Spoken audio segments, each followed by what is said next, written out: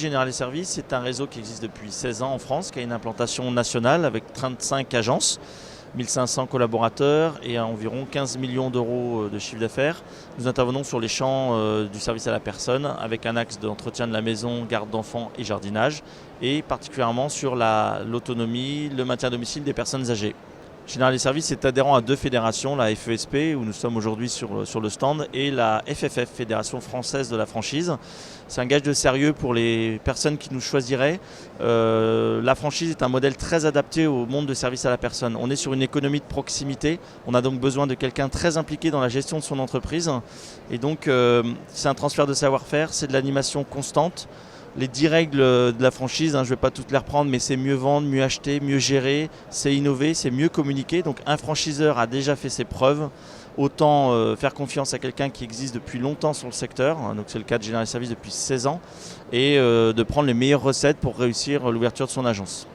Alors Generali Services a une croissance environ de 20% tous les ans, c'est une quinzaine d'ouvertures par an.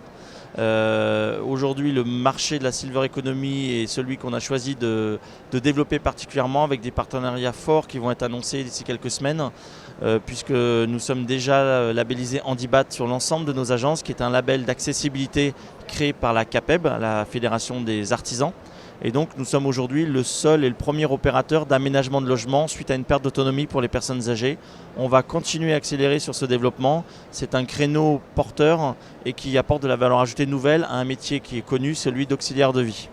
Alors la fédération elle est importante, elle est structurante, elle permet d'accompagner les entreprises, soit dans le cadre des conventions collectives, soit au niveau de la formation. Je suis président de la commission formation de cette fédération. C'est un axe extrêmement important, il faut professionnaliser. C'est ce qui fera la différence en termes de valeur ajoutée, ce qu'on appelle ressenti par le client. C'est fidéliser nos salariés, c'est les rendre plus compétents, rendre attractif ce métier et créer une filière complète qui va du niveau 5, c'est-à-dire BEP, CAP, jusqu'à un niveau Bac plus 5, 6.